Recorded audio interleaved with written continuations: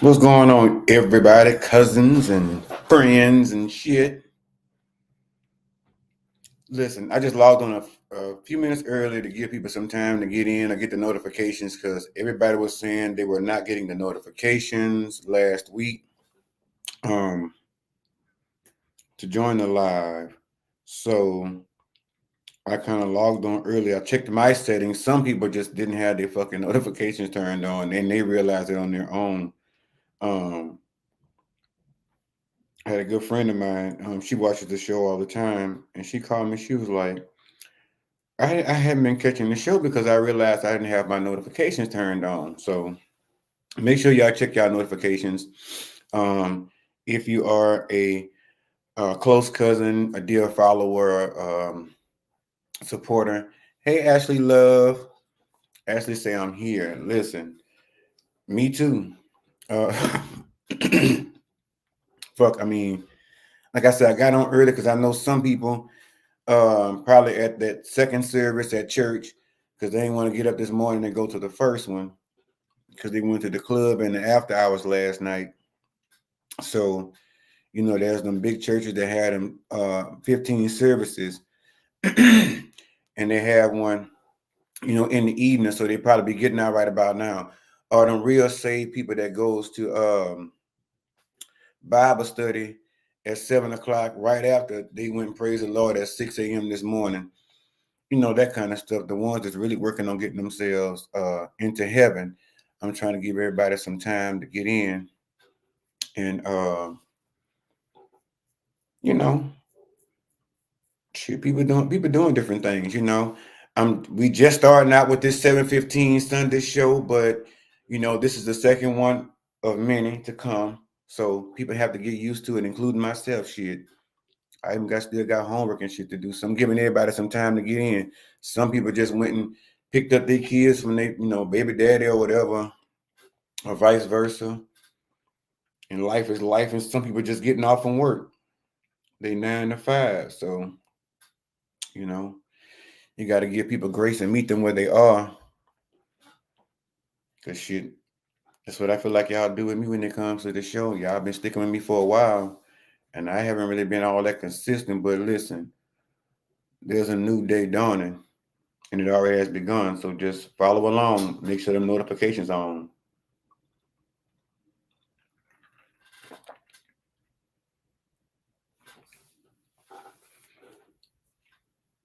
So we got 5 people already here. So I'm gonna wait a few more minutes, of course. I may wait a little bit after 7:15, like I said, just to give some people time to get on up in here.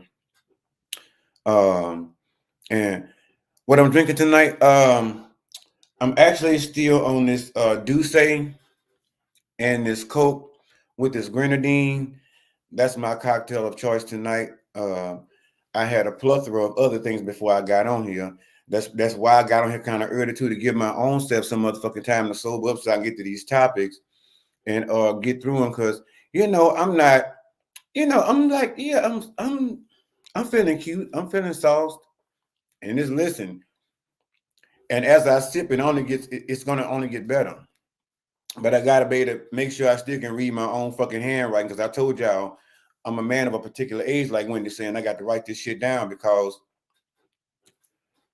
I just fucking do. And shit, if you don't like it, then too fucking bad. Hey, Kia Sophia, what's going on, cousin? I'm glad you was able to make the show. Welcome, welcome, welcome. Yeah, listen, people getting off, like I said, tired in the motherfucker. I'm glad I was actually off today, but I'm still just now getting enough energy and sleep to start unpacking shit for real. And it still has been a challenge. Going buy shit, unpack shit, and find there's extra shit, 2 and 3 things extra. And something got to go. But redecorating is a must. So that's definitely a thing. What time is it? It's 7:15. So a couple of more minutes. Hopefully they bring their ass on up in the room. It wasn't on time for church, so maybe they can be on time for the show, because that's what we're gonna try to start doing anyway. Like I said, since now we know there's gonna be a show right over here with AJjaered, your cousin, over here at 7:15 on Sunday night, 7:15 p.m. That means bring your cocktails, of course, because it's cocktails with AJjaered. Make sure to bring, if you need to, your blunt, um, your crack pipe, shit, whatever the fuck it is you do. I just say be the best at what you do. If you're gonna smoke crack, just be the best crackhead you can be. If you're gonna drink alcohol, at least have a good choice of it, so that way your liver won't be fucked up so quick, and you can be you can at least feel yourself without feeling fucked up all the time and drunk and hungover.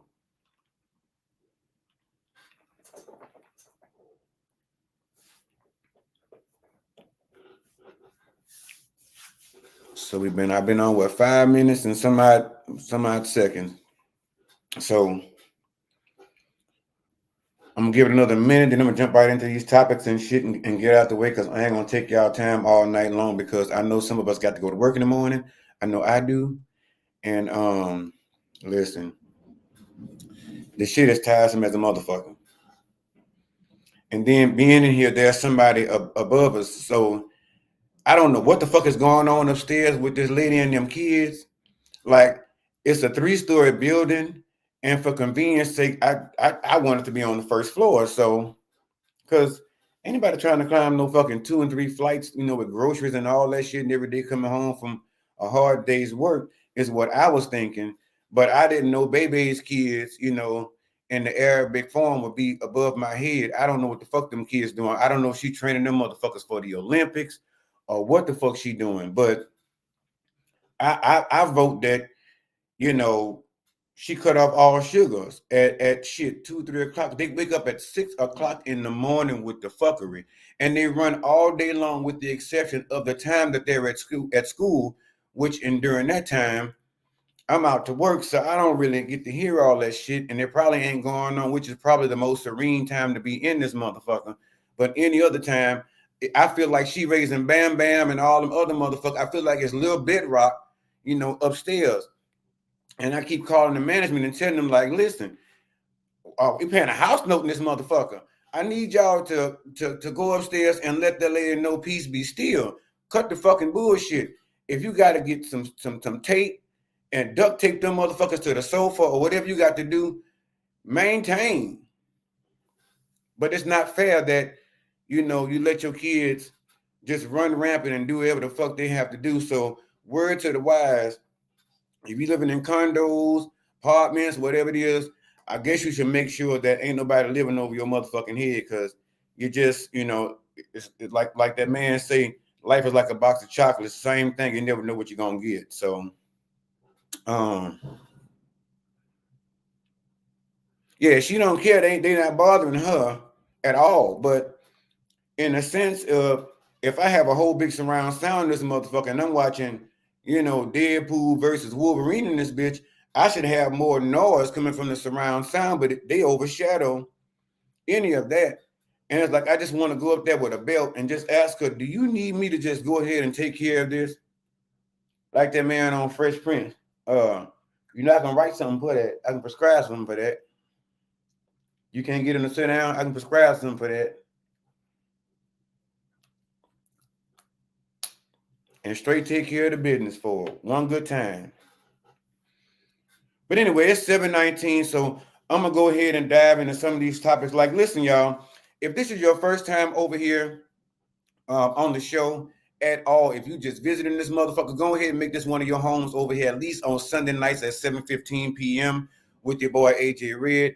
We're gonna be jumping on this bitch, like I said, with your cocktails. Most of that's what I'm gonna have. But if you have to have your blunt, your wine, your cognac, whatever it is that makes you happy, like I say, even if it's your crack pipe, if that's what you do, that's your thing. Like Shaka Khan says, your thing, you do what you want. Just come on over here and sit down and smoke your crack and carry on right here in front of the television or the front of your phone, and at least talk to your boy. And let's see what's going on. But in the meantime, if this is your first time, please go ahead and subscribe to the channel. And make sure your notification bell or your notifications are on. Go ahead and click the notification bell, because when I go live, if you forget at 7:15 on Sunday nights, maybe if you're one of the ones that watch your phone, that'll be a reminder for you. And also share these videos. Go ahead and share the live with your other cousins and friends and families and coworkers and all the other bullshit motherfuckers you really fuck with that you know gonna vibe with us. But anyway, I went ahead and I know it's been a week, but I found a couple of things that I deemed worthy to get on here and discuss with y'all.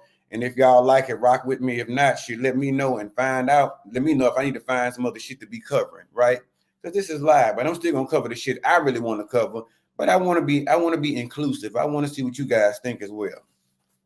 So anyway, the first topic I think I'm gonna go with. I think I'm gonna go from the ass end of this thing and discuss. So somewhere over in Milwaukee, there was a woman named Cassandra Ortiz, and they say she died about a week ago, and she died in her mother's home where she lived with her mother.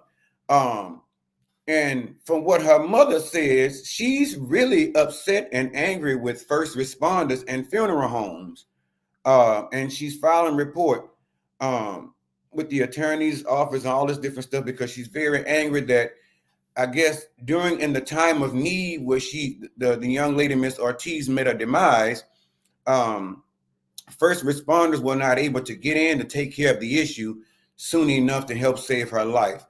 And even if that is not enough, her mother doubled down and says that she feels as though now that she has gone on to be with Jesus, when she's gone on to be with Jesus, that the people took at least about a week or so to come and remove the body from the home. Now, this is all because Miss Ortiz, she weighed in somewhere around 850 pounds. They say when they finally did manage to remove the body from the home, it took somewhere around 30 or more people to help to get the body removed from the home. Now, the mother is still complaining, of course, like I said, because first responders, she feels like they didn't show up and do their job quick enough to try and preserve the life of Miss Cassandra Ortiz, her daughter, and also that the funeral homes took their time coming to remove the body from the home. Now, there are funeral homes in Milwaukee that could not take the body. So there was another complaint she added to the laundry list. They said they couldn't take the body in because, of course, other than a funeral, she would rather cremation. But even in the event of cremation, there are funeral homes, none of them could take the body because their crematorium was not big enough to accommodate just to cook the body, just to cremate her. That's how large this young lady was. And so while I have to semi empathize with the mother's grief, having the loss of a child, and all that, X, Y, and Z. But the biggest part of me is saying that how dare you decide to be mad with first responders and the funeral homes because they didn't have enough manpower to save your daughter's life or to remove the body or to even hold the cremation for the body.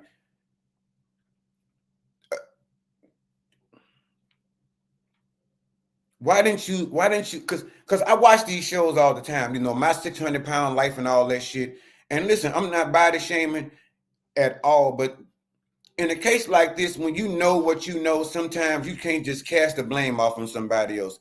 And most of the time that I'm watching My 600-Pound Life, there's often family members that are fixing meals and providing meals for this obese person, right?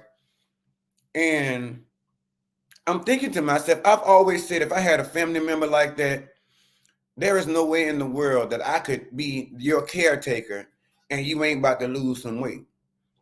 Because if you back there in that room, you can't get up and so much as wash your ass or fix your own meals, there ain't no way I'm finna go in here and fix you 10 pancakes, a half a crate of motherfucking eggs, or a pack of bacon and sausage and a tub of syrup, you know, and a barrel of biscuits and this kind of meal, and this all for breakfast, bitch, you about to get a bagel with some avocado and some egg on that bitch and a glass of purified water. That's what you get. That's what breakfast gonna consist of. And if I feel like you ain't got no business with no carbs, we gonna start you off with water and crackers. I'm not about to get up and go in here and be slaving for you and cooking you know, a mountain of pancakes and a carton of eggs and a pack of bacon. And notice these measurements: a stack, a carton, a pack. You know, and you eating for dinner. You eating hamburgers and, you know, 4 of them and fries and shit like that. There is no way in the world. So how dare she get on here after I'm pretty sure she has helped enable her daughter's habit? And like I said, I have nothing against big boned people. I got big boned people in my family, but there is something different about being big boned, and there is a whole difference about being obese and not caring. Now, say what the fuck you want. This is my channel. I'm gonna say it to the wheels fall off. At some point, when do you look at yourself and come to a realization and say, shit, you know, my ankles are sore, my knees is, you know, knocking, my back is bad and shit, you know, and my breath is getting shorter, and it feels like you're closer to death, and you don't think at some point that you're, you know, 650, 350, 450, 750, 850 pounds, and you mean to tell me nobody asked you to put the fucking fork down? Everybody just kept bringing it to you? So for her to get on there and say that she's upset about these, it took more than 30 people to get this woman out the house. Now, I didn't read a whole bunch of it because I feel like I had gathered enough to go on. Because again, I had seen enough of my 600-pound life. And like I said, there are some that were very successful with Dr. Now and their diet plan, their weight goals, and all that stuff, and they ran on to see what the end was going to bring. And then there were some that just were not as lucky.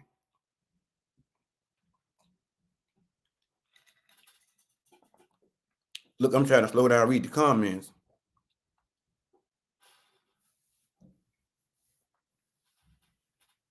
Exactly. I mean, at some point you have to come to a realization. Even if you are the person with the problem, if you are at least the enabler, I feel like that gives you more of a headspace to, because you probably dealing with your own shit.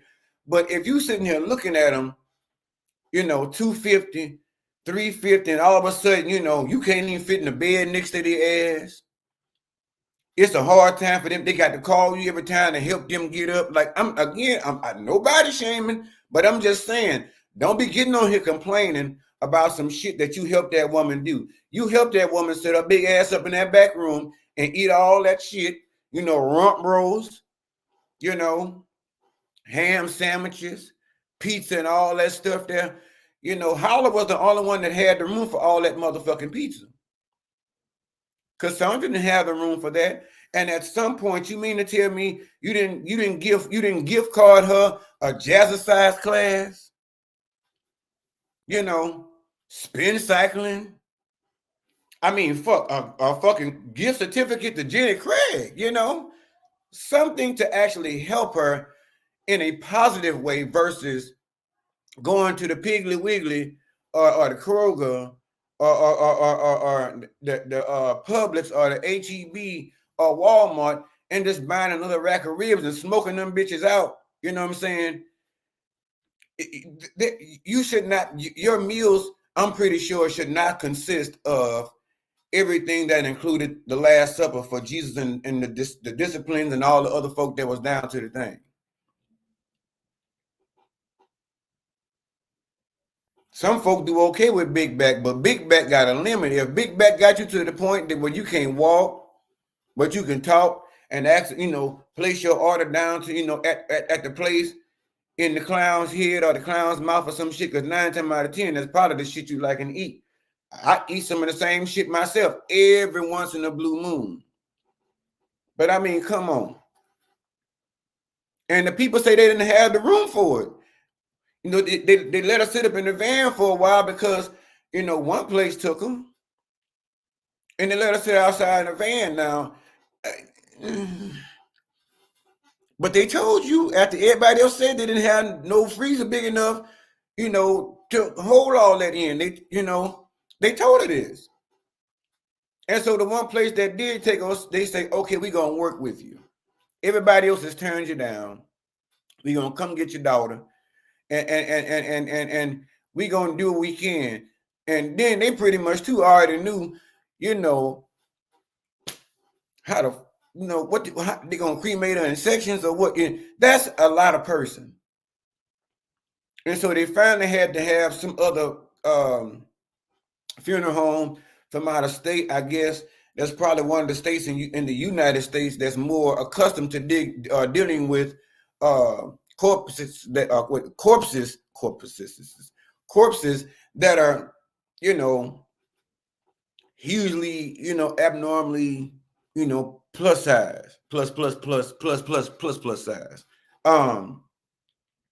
I remember back home, I had a distant family member that passed away, and just so happens he met, you know, he met the weight limit.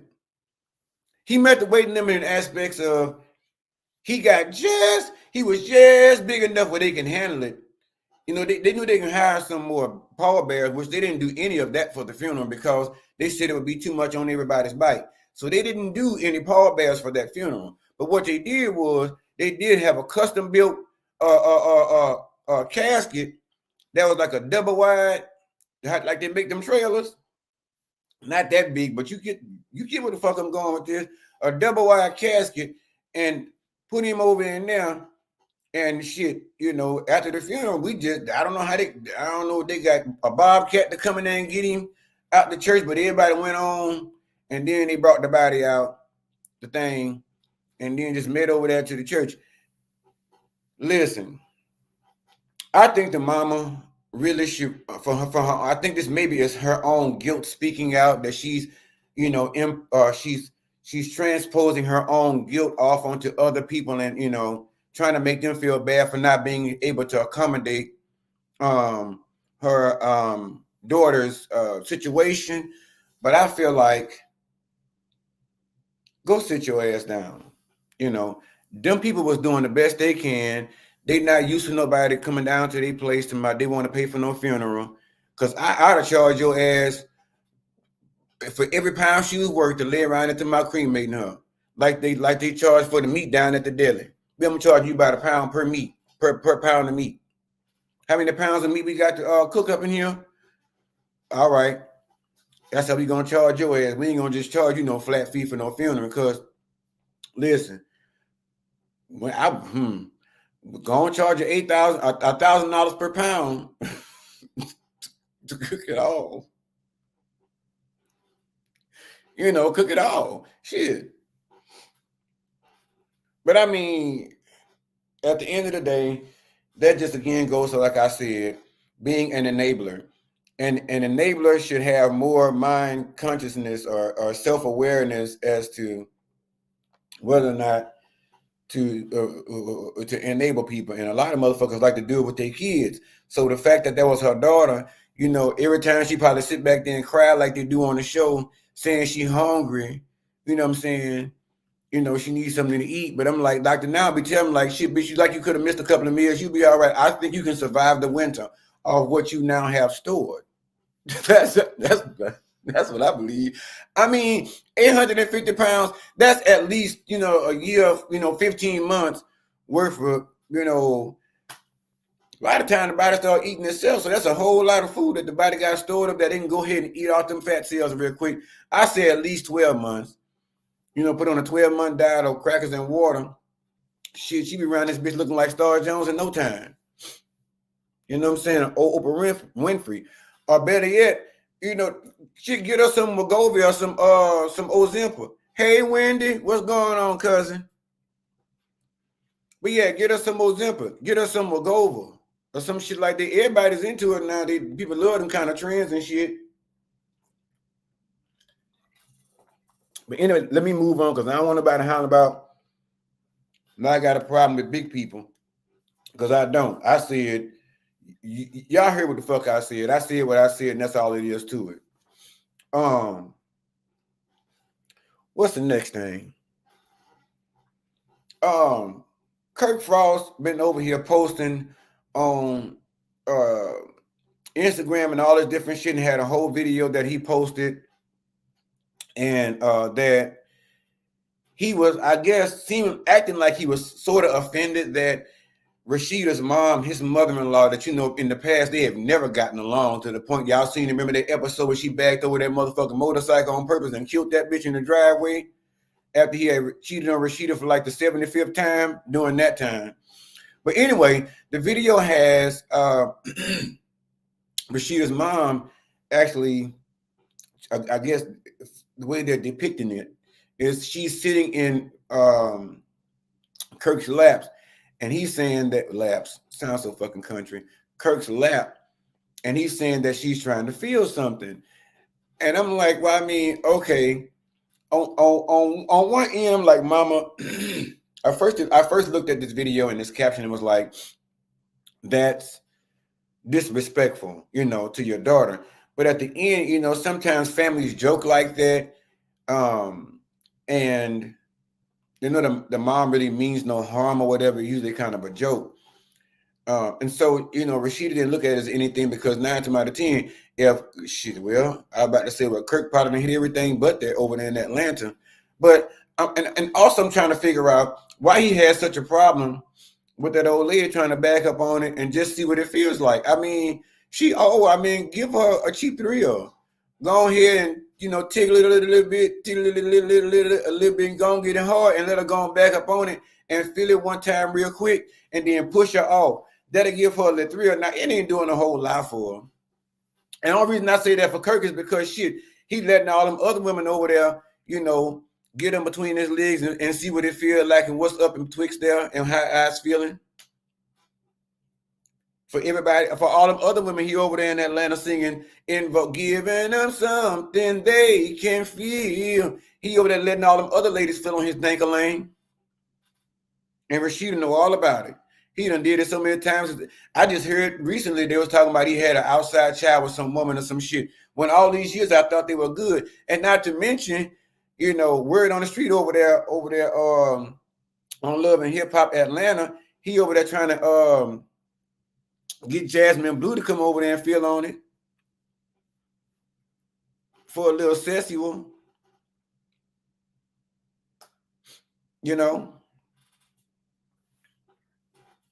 So at the end of the day, it's like, why are you making it such a big deal? Not all of a sudden that Miss Mamas want to touch on it a little bit, and she want to feel a little something, because apparently, like I said, you letting all the other ladies over there in Atlanta rub on it.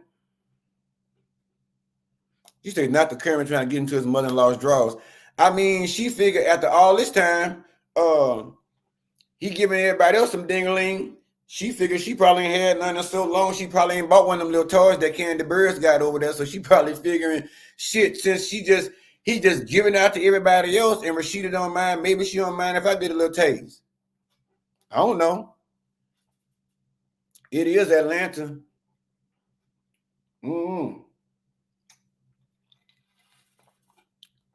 And me personally, because my mother-in-law, if she was trying to fill up and twix my legs, first of all, we ain't doing that. But what I will do for you, I see you hiding your pants.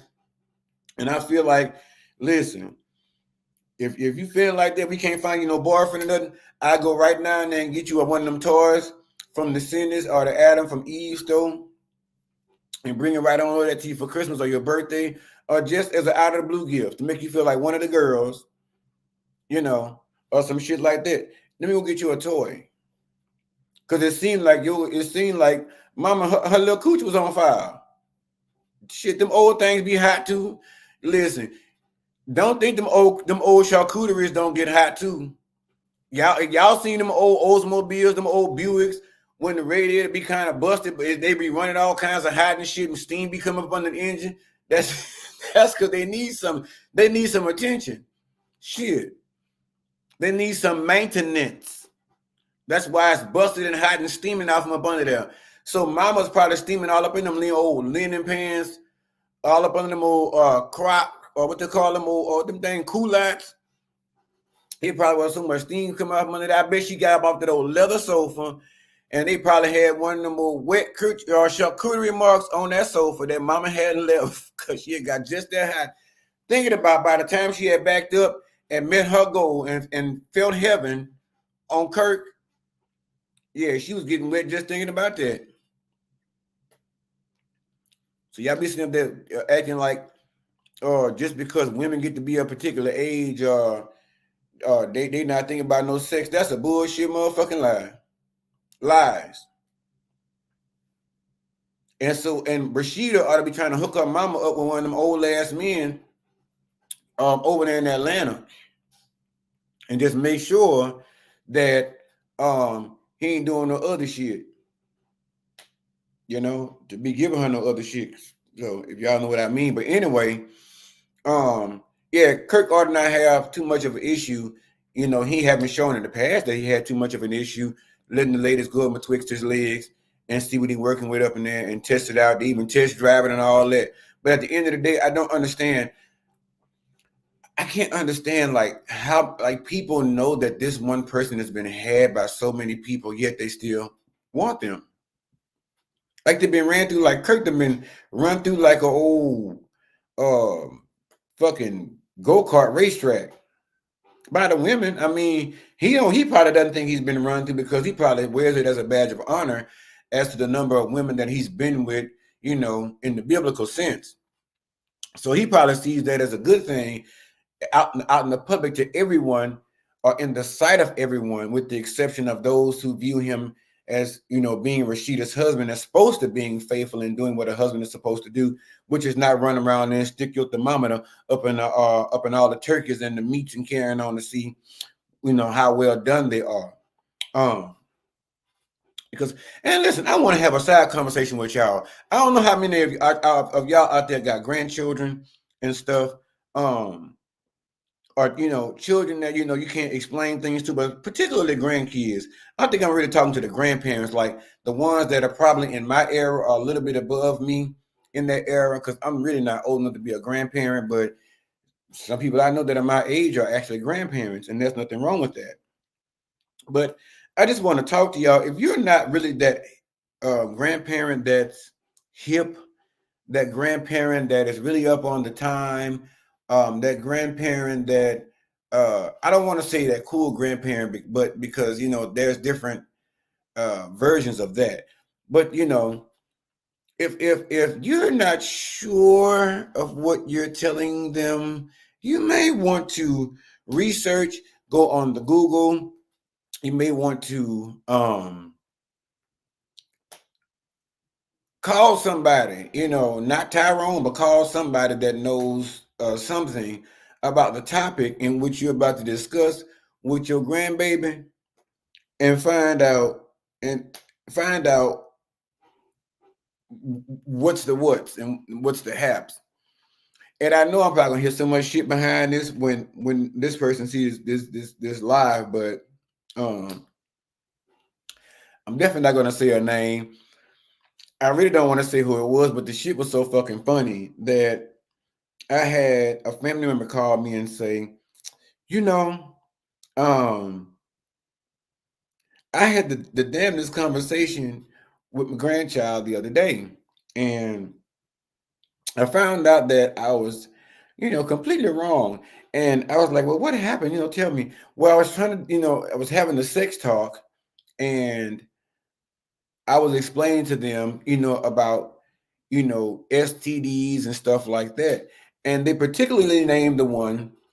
They told the baby that, you know, you got to be careful and watch yourself because, you know, they got that WAP out there, and it's easy to catch.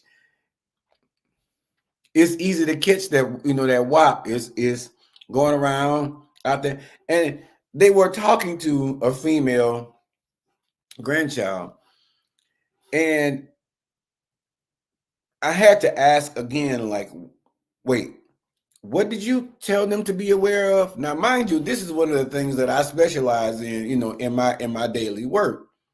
And so I was like, so what did you tell this baby again that she needs to look out for? Child, I told you, you need to be aware of that WAP because it's going around and spreading so fast. I said, oh, I, I said, you sure? I said, you said WAP, yeah. And I went talk to she went talk to her daughter and told her, she was like, why would you tell her that? Like, you know what that means, right? And she told her it means wet ass. So she was like, oh, but what she was trying to tell her about was the STD called blue waffle. I'm like, but shit, you forgot the blue part, and WAP wasn't even part of the situation. It was waffle, whole different STD or whatever.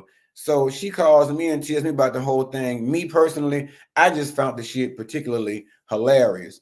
I know that her heart was in the right place because the grandchild is just starting to date, in college and everything. So I knew her heart was in the right place. We all did, but it was just so fucking. It tickled us all so fucking much to find out how that conversation went, and that of course, somebody had to go back and rectify the conversation, the whole thing, but.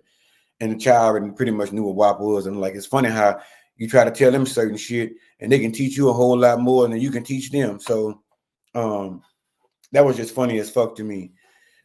Moving on, what else we gonna be talking about? Oh, so I know y'all seen in the past week there was a bus driver in New Jersey.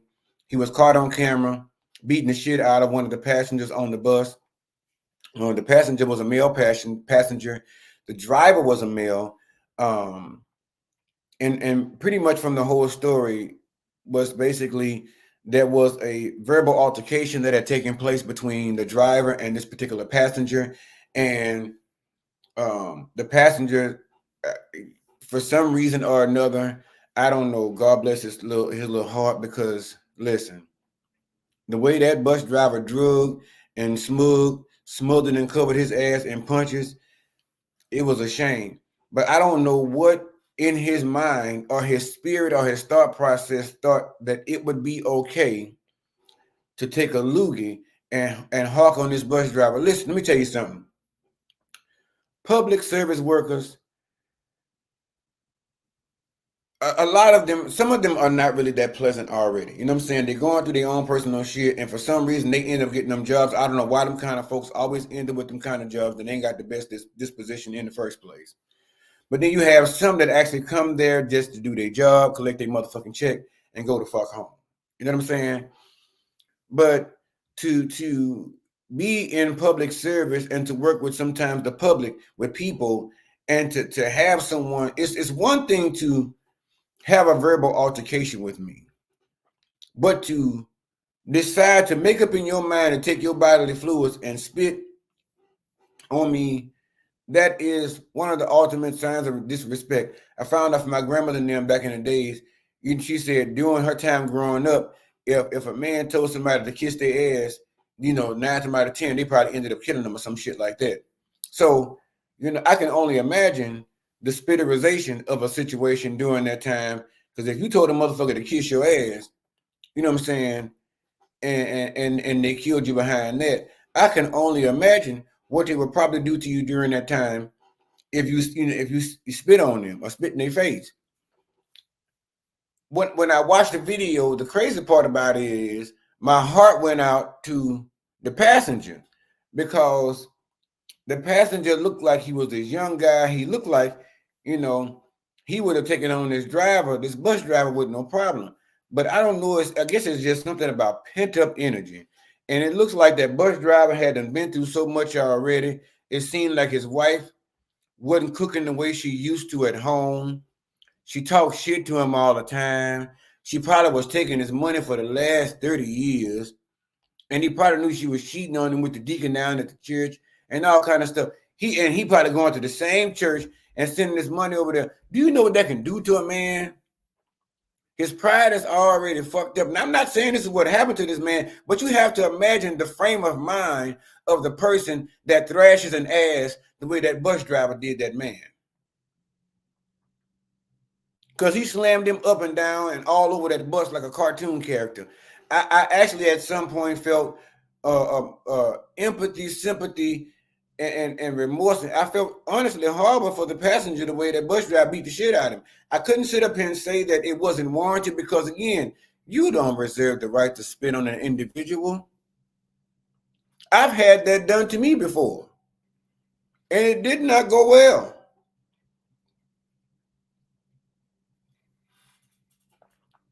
It didn't go over well.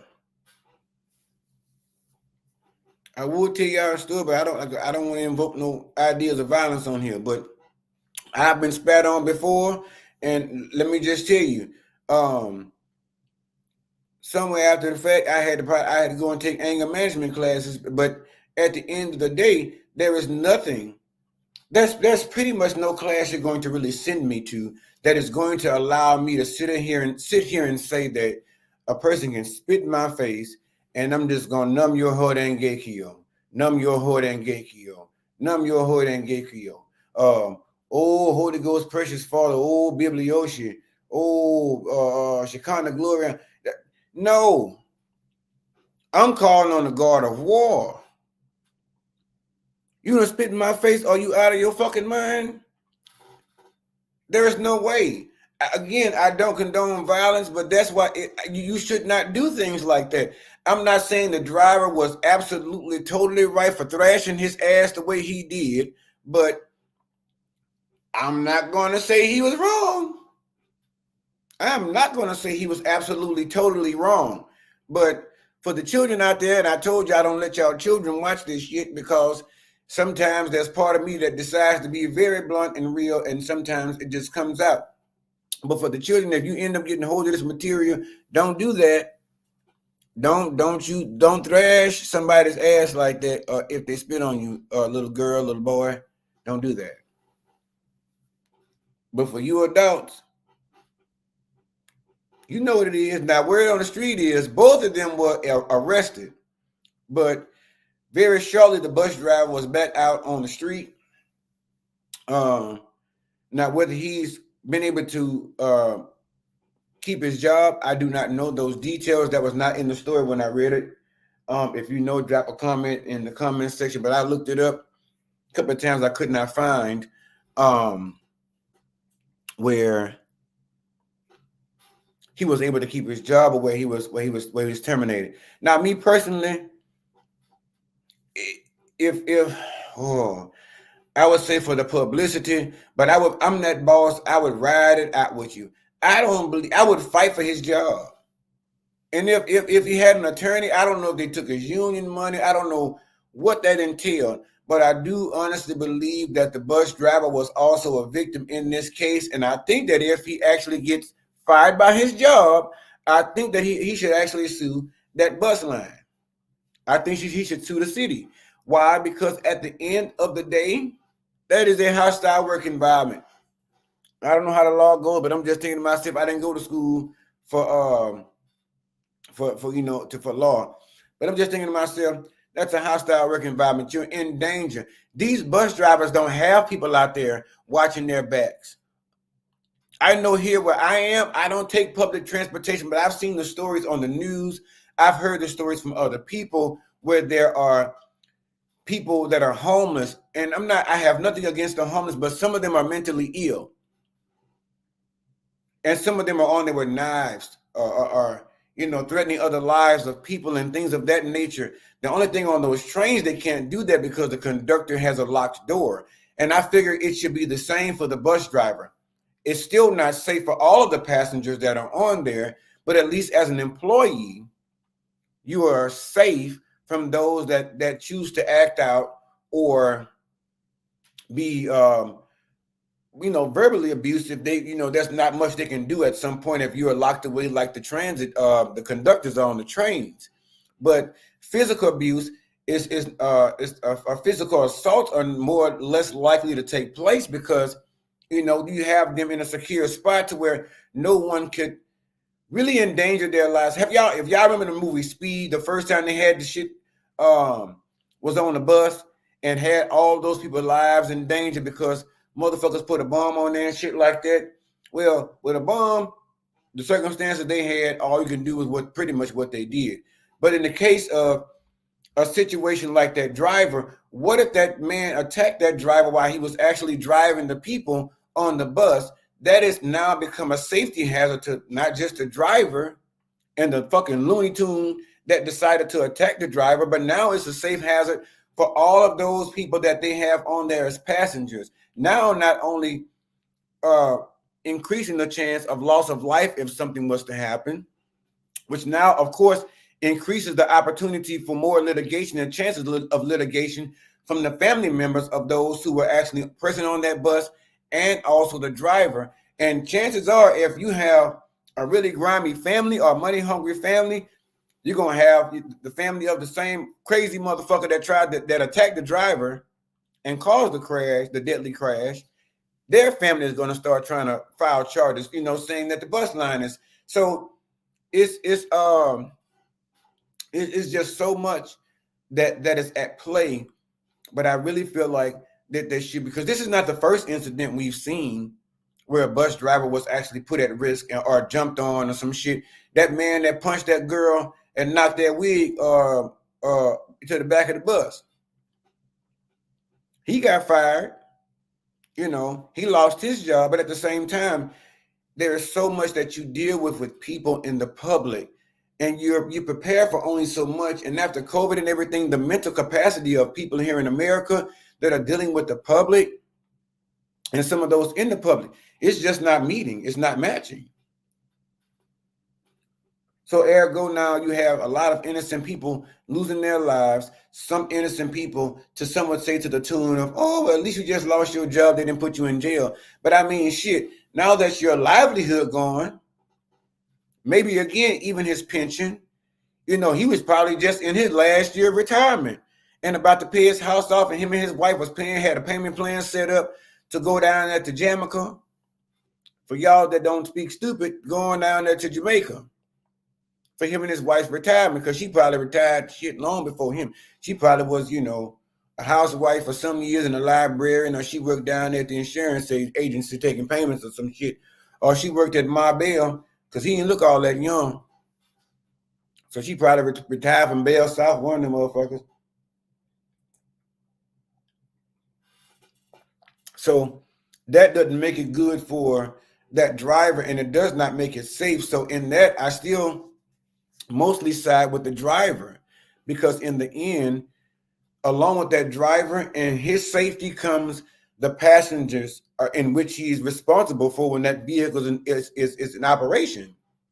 So as a supervisor, I know there was a long drive around the motherfucking bend, but as a supervisor, I would fight for his job until the end. And they probably end up retiring both of us old bitches or firing us both, And we probably had to end up going over there to the courtyard and driving them vans from the airport to the hotel to finish our retirement or some shit. But I wouldn't allow that. I think, yes, Ashley Love, the ass whooping was justified. I mean, if he lost his job, hey, in my opinion, the man did what he had to do to protect himself. What's going on, Chamonix? It's all right for being late. It's all right for being late. Like I told everybody, just check them notifications and make sure that they're on. So that way, you'll know, like I said, 7:15 every Sunday night. I was tired from my damn self moving around and, getting my energy back and all that good shit. Oh, you keep saying what I'm drinking. This is what I'm drinking. No, this bitch straight. I don't know what I'm do say. There it is. Do say. Very good. VSOP. Very good. Very smooth. If you wanted to drink it by itself, it doesn't burn like some others. It goes down again. Very smooth. And you don't feel it like right away. It doesn't just go to the brain in a rush. And shit, I done had catfish and everything else. So I'm full anyhow. So the liquor's just, doing its thing. But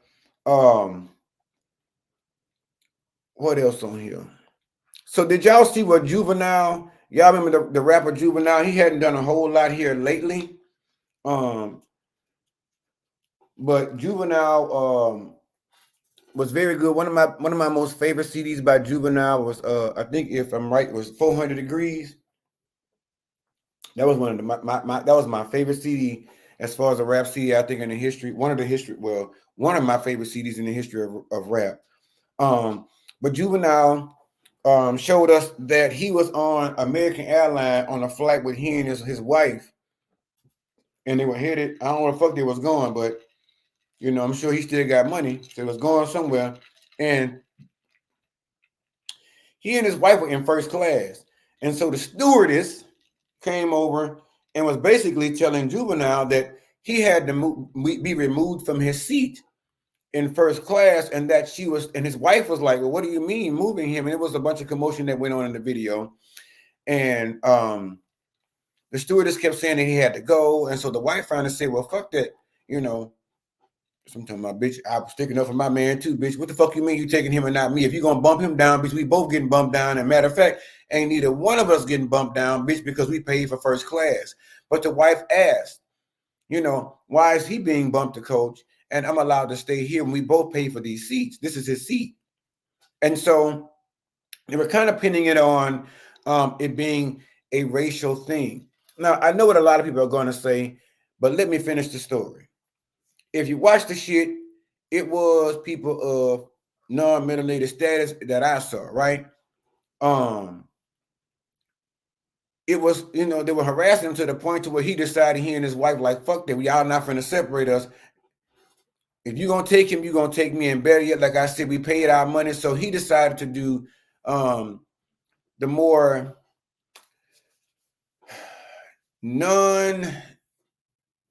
ghetto shit, which was, I couldn't, I'm not gonna say what I wanted to say, but the most non-ghetto shit, and decided to be an adult and reason with them and say, you know what, apparently this flight is not for me. And maybe it wasn't. Maybe God was telling that flight wasn't for them. Something's gonna go wrong with that motherfucker, and it wasn't this time. I don't know, but there was nothing reported going on with the plane. But the bottom line is, the point I'm trying to get to is that the fact that he was big enough to say that at the end of the day, even though I paid my money, my wife and I would rather get off this flight and be delayed to where we're going to go. So it couldn't have been no show they were trying to get to. We'd rather be delayed to get to where the fuck we going than to be treated with this kind of service and to be pushed or bullied to be separated in coach and first class when we know we paid for 2 first class seats.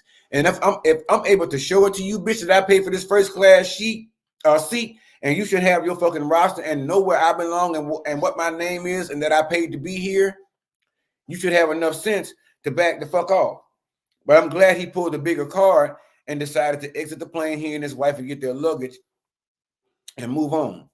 Now, to the staff and the people that are in that video that caused all that, I'm using these Trump hands now. To the staff and all those people that were on that a flight with American Airlines, shame on you, shame on you, shame on you, because people like that pay a good bulk of your salary that actually book those, whether they be first class flights, coach flights, or whatever have you. Those people pay your salary. You wouldn't have a job if they didn't book with American Airlines.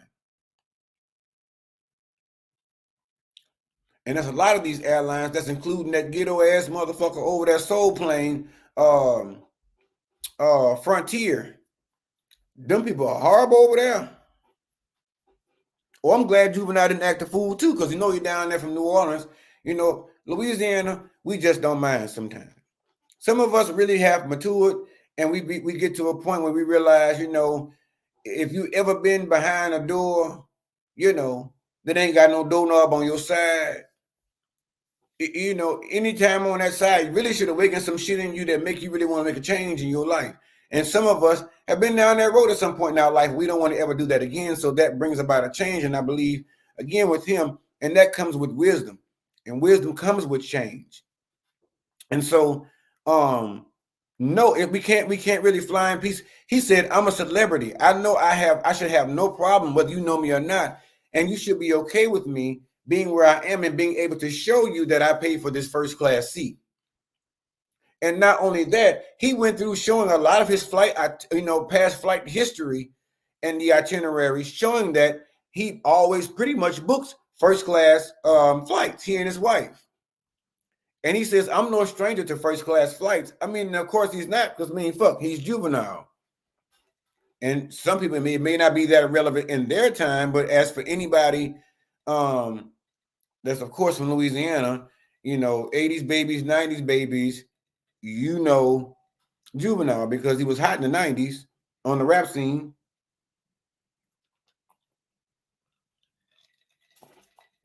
With Master P, Mystical, what her name was, Mia X, and all those artists, Silk the Shaka, all of them. So, they made a big stamp in life during that time in the rap industry, during that late 90s era, for the most part, mid to late 90s era. So, but again, I say to American Airline that hopefully y'all get there and check your staff and issue some kind of statement as to what happened. And hopefully it of course leads with an apology, because we just sick of shit like that happening. We just tired of that kind of shit. You know what I'm saying? Even the successful people, if they're not world round, you know what the fuck I'm trying to say. I can't get my mind right. Worldwide all the time. You know what I mean? So it's shit like that. If it's not somebody like Taylor Swift, you know what I'm saying, Lady Gaga, to every bitch in every continent knows their name, or somewhere like they come from Cheers or some shit like that. Beyonce, or even the fucking Diddler, for that fact of the matter. If you don't carry a name with that type of weight, sometimes you can be mistreated. And we've seen it time and time again. Now, some people, we've seen them just put on this air with this fake ass shit because they want to get everybody's attention. And, they want to get on the black gravy train, or the anti-black gravy train, for the white people and the racist shit and all that different stuff there. But I'm pretty sure more times than none, we run into issues like this, and some people just don't say anything about it. Now, listen, this Bigfoot bitch upstairs right now, Bam Bam, her, and Clubfoot Clarence, and all the rest of these bitches up here running around. Now, the crazy part about it is I went up there and talked to this lady, and it's huge. It's I don't know what the fuck they doing. They training for the Olympics in that bitch or something. I went and talked to this bitch twice already and knocked on her door. I even decided I probably was gonna send some fucking cookies up there or some shit, not baked by me, but some local bakery, have them delivered. Ask her nicely to shut the fuck up, keep them goddamn kids the fuck down, and stop letting them bitches swing from the light bulb and butt dropping the goddamn floor and shit like that. But yet, when I talk to the people, up at the front, it's just like I don't get it. Like I said, the Arabic, I don't know what the fuck they planning up there, what the fuck they doing. But all I can tell you is, if I gotta go up there tonight, it's gonna be a whole different ball game. You see, people like that, you do shit like that, you let them bitches fuck around all day long like this, and around about 2 or 3 o'clock in the morning, you get up, make sure they ain't got no door ring though. You get up, take your motherfucking ass right on by there. You don't want to do nothing to hurt nobody. I'm not into that kind of stuff. But I feel like if we done talk and got to know one another, and you're gonna continue to do some, goofy ass shit like that, I feel like, bitch, I'm from Louisiana. Bitch, I owe you one. So I done told you I done asked. So I'm gonna come around that bitch around by 3:30 in the morning and bamp and be on that bitch, for a couple of seconds, and then haul ass back in the house, close the door, and go lay the fuck down somewhere. That's the kind of shit I really want to do. That's the petty bitch in me. That's the young petty ass bitch in me, That's like, fuck them. I don't care. Because I feel like, once we've had that conversation, I feel like you're telling me fuck me and you don't care.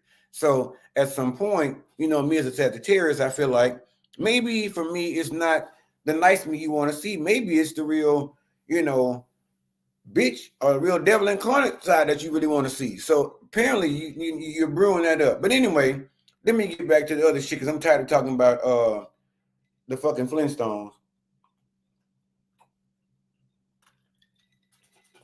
But also with this situation with Juvenile, I sympathize with him, and I still agree with him on all costs, hands down. But I also want to know too, there's a lot of celebrities that go around to these different brand stores, and I have this conversation on the back burner all the time, and I never really say it out front, But I'm like, you know what? Fuck that. I built this channel to say what the fuck I want to say. So I'm going to do pretty much just that. And of course, the liquor is helping me do that. So, bear with me real quick. I don't understand why we always feel like we have to be invited to another motherfucker's table. Hence why I don't worry about getting invited to nobody else's table. I create a fucking table of my own.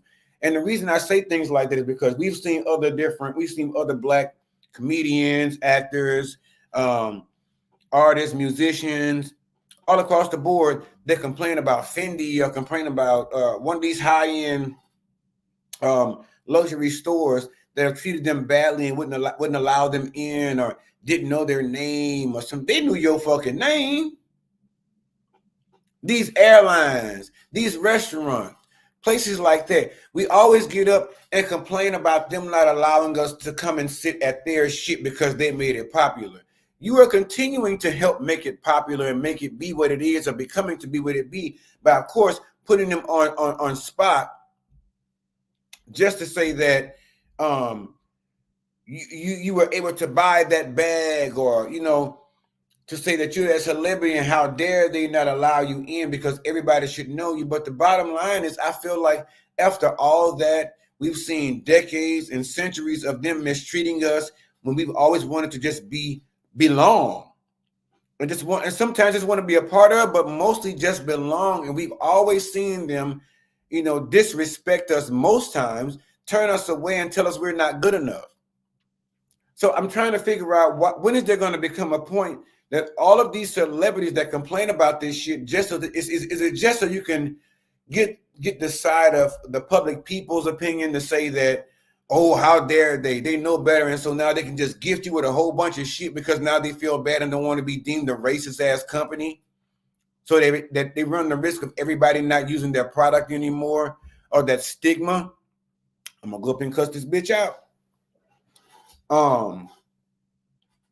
Is it like running the risk of saying, because again, it's something that's already established and the work is just too hard to create something of my own or our own? They cooperate all the time and make platforms that always benefit them. And they use you as a fucking show pony to say, oh, well, we had one of them before. As if you're some kind of fucking lalik or some kind of rarity that they just, look to attain, and everybody just want to have one. It's like, when are you guys going to come together and say that we have enough power, we have enough money to actually get along, to come together and build some shit of our own that makes an actual difference in the world, so we know for sure that by using it, it's a commodity, it's a necessity. Everybody in the world needs it and they're going to use it. Such as, we've seen a lot of celebrities get treated like shit on some of these airlines. So why are they not trying to get together and say, well, you know what, let's get together and say, come up with our own airline, and we do our own thing, and Just J Titus, what's going on, boo? How are you, cousin? But it's like, when are they gonna get together and say that all this shit they've been singing about, we are the world, we are the children, all this shit, we are the ones make a brighter day, and let's start living? When the fuck y'all gonna start living outside of somebody else's world or box? When are y'all gonna start, get together and y'all seen Soul Plane? Kevin Hart, all that money he got, you mean to tell me Soul Plane ain't a goddamn thing by now? The fuck?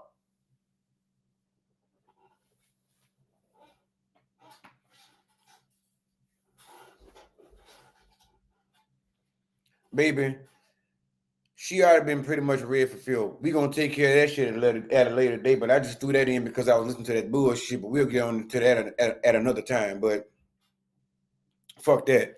And fuck her and them kids too. Because like I said, I love kids, but kids that are motherfuckers like that, anybody got time for that? But anyway, so what was I saying? Yeah, I mean, build your own table. Do your own thing. Why don't you have, like, everybody's doing restaurants, everybody's doing clothing and things like that. Everybody, I think, it feels like the black culture has this thing like the Braxtons, which we're gonna talk about them shortly in a second, real quick. But everybody has this Braxton family foolishness mentality, to where we all want our individualities, or like the Supremes, or like the Destiny's Child. Everybody want their own individuality, and so that's why it's hard for them to come together and have something cohesive, that means something that makes a difference. And it's like we've seen it still done time and time again, whether it be um, in the music industry, or any of those. And we see it honestly in a whole lot of other cultures, especially Asian people. And you'll see 15 motherfucking cars parked outside, all Toyota, because they only buy their own shit. Toyota, Acura, all that. That's from the bottom all the way up to the name brand, a luxury vehicle. Everybody's driving their own shit, and 9 to 10 is paid for. They got a family business. They living in a 6, 7, 8 bedroom house, and everybody in there is paying a bill or two and putting together. Before you know it, it ain't but two people living there. If the family ain't living there at all, they sell the whole damn house, and everybody done saved enough money to branch out and go do something else. Same thing with a lot of Hispanic communities.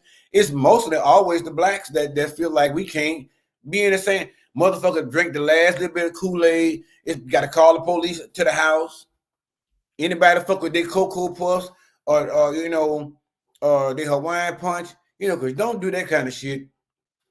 Because that'll get you fucked up in a black household most of the time. They got their own stuff, Cocoa Puffs and Lucky Charms and shit. Don't fuck with their shit and all that different kind of stuff. That gets to be a pet peeve. So that gets a lot of folk in trouble. We can't. We're good at sharing. I think because we had to share for so many hundreds of years and not have anything of our own. And I think it's just led us to a point of almost being selfish per se, but also wanting to make sure that our voices are heard, our personalities are seen individually, and that we actually be able to carve a niche out for ourselves in life. But a lot of these celebrities have proven that, and they've done that before. So why is it now not, come together for a more common goal? They talk about this shit all the time in the public, but there a lot of them don't really exemplify. So, but Juvenile, get with Silk the Shock and them and all of them, and see if y'all can get together a version of Soul Plane 2.0, something way better, so that we don't have to deal with this kind of bullshit from people like American Airlines. And again, American Airlines, shame on you for treating Juvenile and his wife like that. Shame on all of you, especially that dog-faced lady that was standing up there talking all of those shit, telling me he had to move. So shame on all of y'all. What's on here? What else is on here we're gonna talk about? So one of the things people going around was this boy, YouTuber Kai Cenat and his other boy Speed or whatever. Now y'all done seen them several times on each other's show, and I think even Kevin Hart and some other celebrities have been on the show with Kai Cenat and all them. Y'all know the fuck he is. If you don't, then look him up on YouTube, because all I know about him is he do stupid shit on YouTube and on other platforms. I can't tell you exactly what he is, playing video games and other stuff like that. But definitely for sure, I know he do stuff like him and Kai Cenat and Speed has been on, on social media taking showers together. Now, when I first saw the shit, I was like, I don't understand why people are having such a big issue with it. They're in an open glass shower. They have a camera set up, so either somebody is sneaking this footage or they already set this up for themselves. One of the two. But when I saw it, when I watched it, they both actually seem to have had on bottoms, like Rasputin said, they both had on bottoms. So now whether they both are bottoms or not, I don't know. But we seen a little bit of that in that little scuffle tussle they had over there when they both got into it, and everybody was saying that they had a lover scuffle. Right.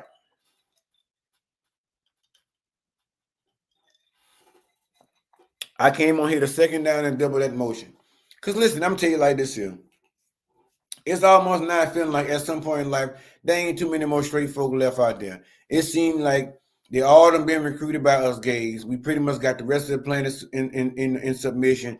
They're all under our gay control, They're all under our gaydar. They're all, coming in doing what we say by mind control by way of gay. So ain't really too many more straight folk left out there, according to my opinion.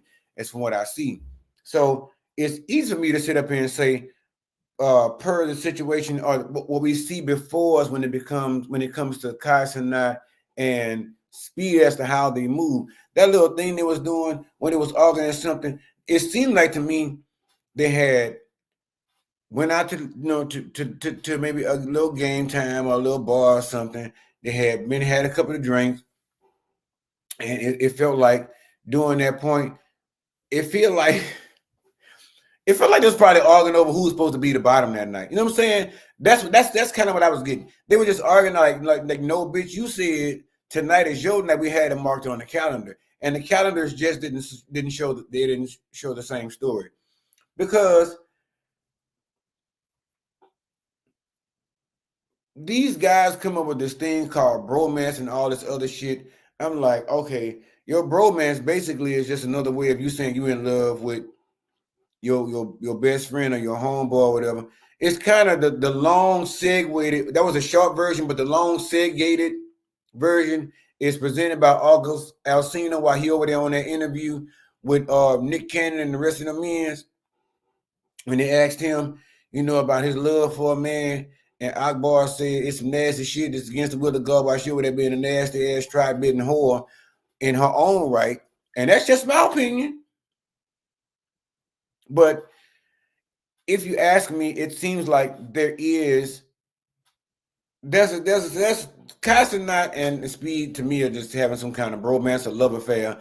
Yeah, they probably had a sword fight or some shit like that, And for those of you who are mature enough to know what a sword fight is, I need not explain. But I'm pretty sure they had a sword fight. And probably what we saw with them two being up in that shower over there was probably just the part we saw that was supposed to get our attention and start wondering some shit. And that was just the part that they showed us and posted. We don't already know 9 times out of 10. If y'all wouldn't go that far, nigga, 9 times out of 10, when that little part was posted, this person, whoever recorded it, if there is a person, or if the two of them did it themselves, if there's another person that recorded, they might have a whole version of it.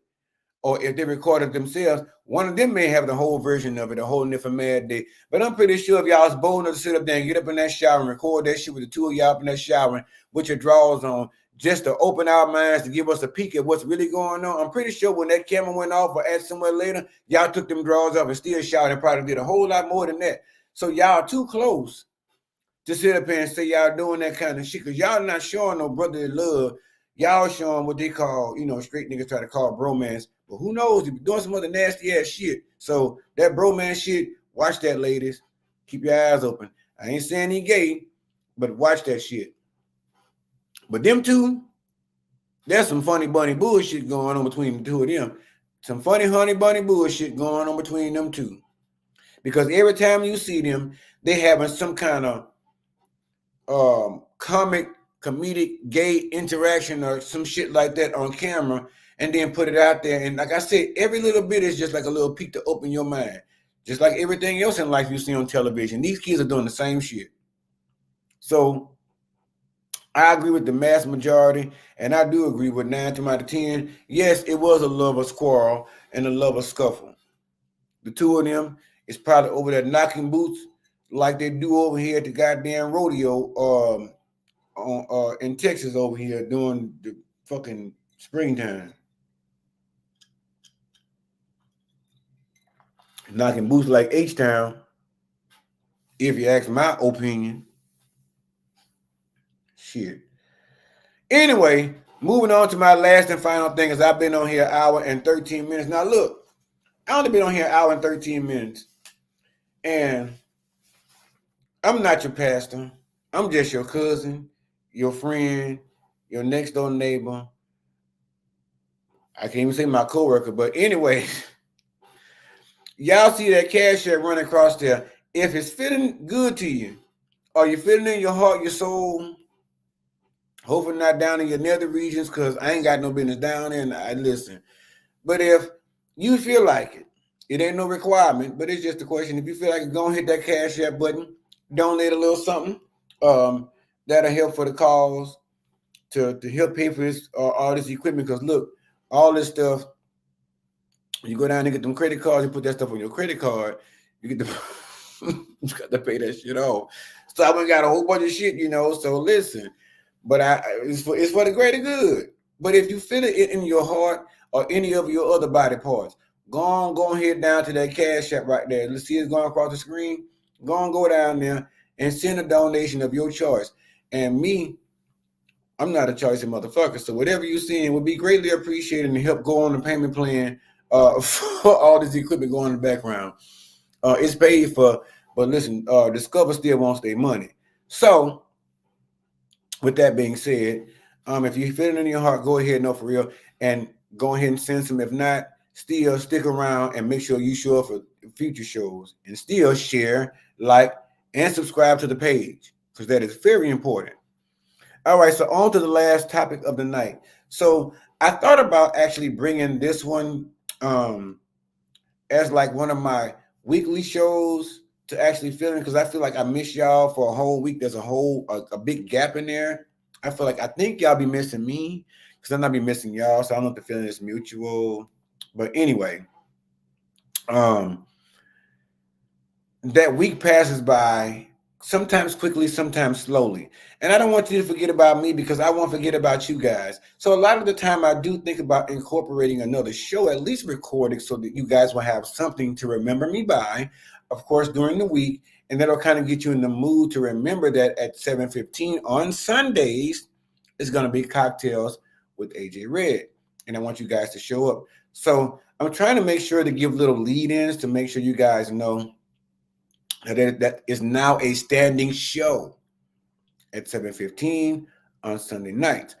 Also, I'm trying to figure out how I can. Let me see.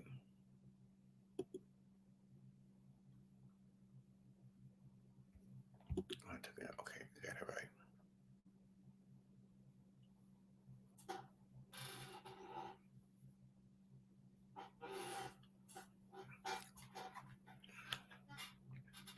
This is the thing.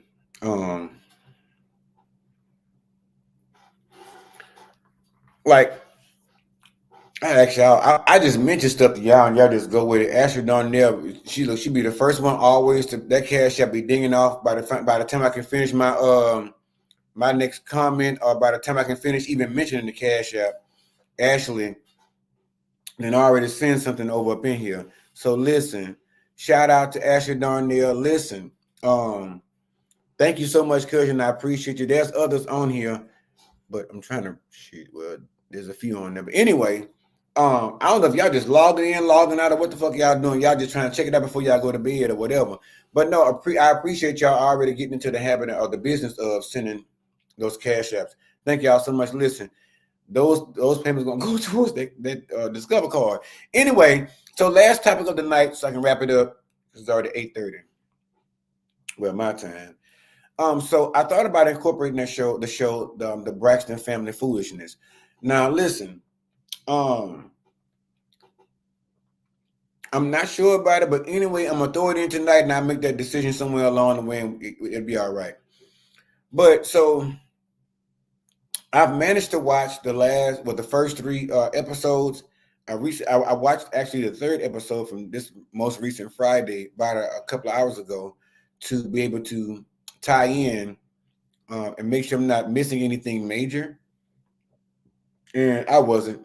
Um, Overall, I think right now, to me, the show is giving, and that's why I call it Braxton Family Foolishness, because Braxton Family Values seems to be a name that stands for something. Values, that you have family values, and it seems like over time they've exemplified that the Braxton family values, the bar is very low when it comes to the family values part, and they've shown that in the past, and they are continuing to show us that in this most current season.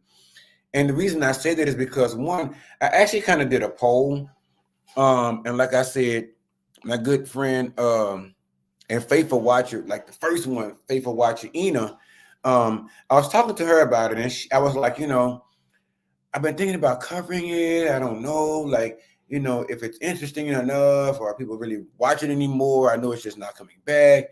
And she just gave me her views on it. She was like, well, honestly, I really don't want to see the parts I'm not too interested in it because of one, she really didn't want to see Tracy in those final moments, and and that's kind of how you always want to remember a person. You really want to remember them, that vibrant, effervescent, person that always kept the party going or was the life of the party, and that was pretty much Tracy. And she made a valid point, and it's still wavered in my mind. I'm like, okay, well now I need to find out as one. Let me see what the opinion of others are as to whether or not I should cover it. And part of me is still kind of on the fence because I agree with her a lot on that. And then there's those parts that want to, I don't know, because I'm in medical to see that, but I would rather see it in private and almost not really report on it because I feel like they shouldn't have shown it. Because as I'm going to say, I felt like watching the first episode for sure gave me that this season is now going to um, communicatively hinge upon them all having the same storyline of, if nothing else, they all have the same storyline of losing a major cast member of the show, which is a family member, um, and one that wasn't always treated so sweetly, as it came to the girls. Um,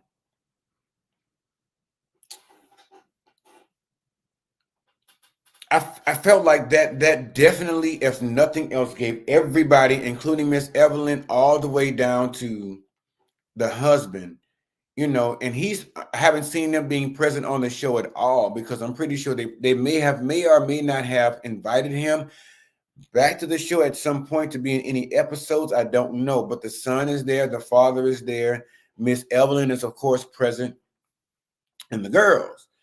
Um, But a lot of me from the first episode, even up until now, the third episode, is giving me that Tracy's everybody is everybody's storyline. She's the pretty much now the biggest star of the show because she is no longer present, unfortunately.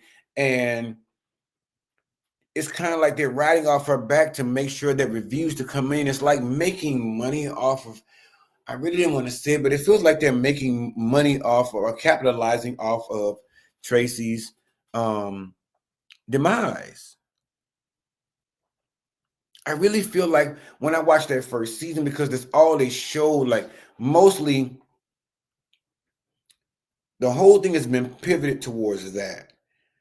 Because first episode, they just did, photo shots and different stuff of like that, and talked individually and even as a group about um Tracy, and most of the first episode included basically old trailers of Tracy, and a lot of, honestly, the second episode also, because the first episode pretty much bled over into episode 2, where they came together at Tony's house with Spirit, the grief counselor, and um, began grief counseling, and Trina was the main one that lost her shit, and that bled over to episode 2, which then recapped Trina losing her shit, but then went over to the fact of Tamar and Tawana, Tawanda having this altercation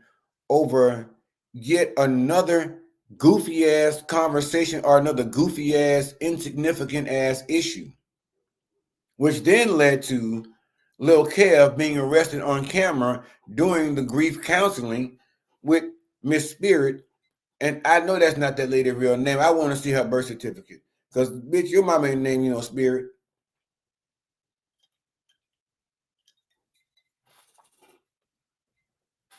Your mama ain't name, Spirit. And you were doing a semi-good job with them girls, but uh, I feel as though it's been 2 years, right? The anniversary now is 2 years. And you mean to tell me only a couple of you bitches went and got grief counseling? Now, Trina, I seem to kind of understand because Trina is taking it the hard, it seems like to me, out front. The rest of them, like Tawana's kind of silencing. scarlet liquor and numbing her pain, which is kind of what she said. Tamar says she did grief counseling and she all right, everything is fine. Tony is still just reserved and you know, pulled back, not showing too much emotion, but still being semi-shady or catty where need be for her own defense. And Trina is just a fucking mess, especially since Ron over there telling her he ain't got time to be bothered with no woman that's married to him and still grieving another nigga because she talking about she's still grieving Gabe. I don't know why the fuck she's still grieving Gabe. Gabe been dead, what, 10 years now? 7 years, 8, something like that. He been dead a long time. And y'all were, you know, disconnected a lot longer. And so I'm not saying, I mean, naturally, I'm not saying we forget those who are close to us that pass away, but it's like it's been 7, 8 years, 5, 6 years. I mean, you married a whole other man. You can't be still grieving Gabe. Because Gabe little ding-a-ling wasn't scratching like that. So you wasn't still grieving no Gabe. Just stop lying to that man to make another storyline and just tell him that you're still grieving your sister. And the fact that now you and your other sisters are now decided to get together now doing the show on camera for all this motherfucking clout and holler about y'all grieving your sister. And y'all have to have grief counseling now as a group. Why wasn't that the first option when your sister died? Y'all should have did that from the get-go. That should have been the first option for all of y'all, for everybody's mental health. That shouldn't have been something y'all doing 2 years later. Now that the show is back. And again, like I just don't think it's healthy. I mean, of course the world want to see it. You know, Tracy's final days and stuff like that. And it I want to say it makes for good TV, but not really. But if you watched it and you saw Tracy was still in good spirit, even up to her final days. Now it was said that Trina and Miss E were the ones there that actually watched her take her final breath, and I feel like that is why Tracy is so fucked up. I'm sorry, Trina is so fucked up because Trina, like Tawana mentioned to her before, she was not really made to or meant to see that. And one thing I will say about Trina is she's another one of the sisters that is one of the funniest. Now, Tracy was animated with her humor. Tracy was animated with her humor and she was vocal. And if any one of them crossed her too far with treating her bad, she would opt to whoop their ass. She didn't give a fuck. Just like she told Miss Evelyn that time. Miss Evelyn was starting that shit, talking to her crazy up in that restaurant, and she told Miss Evelyn don't start. She didn't take no shit off Miss E either. Tracy didn't take no shit off none of them motherfuckers.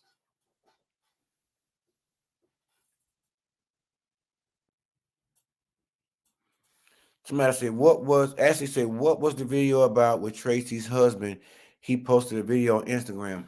He posted a couple of them. I don't know which one you're talking about because he did post one where he and Tracy were dancing, I think, for one of their anniversaries on a boat, just having a good time. And then he posted one with the balloon release for her 2-year anniversary of her passing. I did see that with the family. And then I think I recently saw one before I was able to get on camera. I didn't get to watch the video. I think him and Trina actually did a show, an interview. I'm sorry, I'm posting the wrong shit. So Ashley, which video are you talking about? What were they doing in the video? Because I seen quite a few, where her husband was paying tribute to her passing for the 2-year anniversary.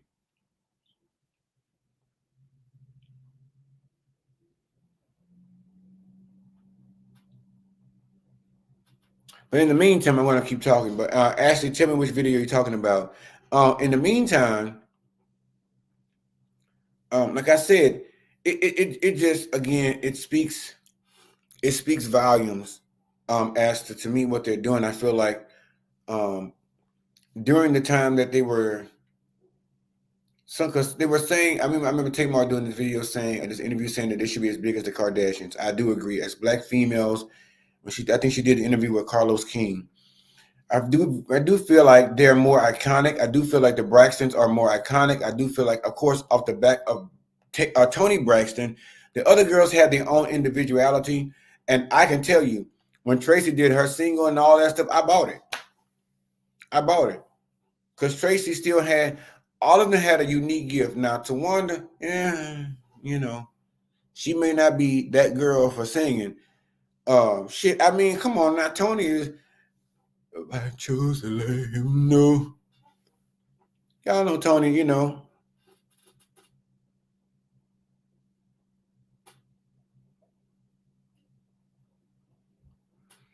She said it seemed like he was explaining he and Tracy's relationship. It seemed like he was talking in code about Tracy's relationship with the family. I mean, I don't know if I didn't see that one, I don't think. But I don't think it was really a secret that at some point they didn't really care for him.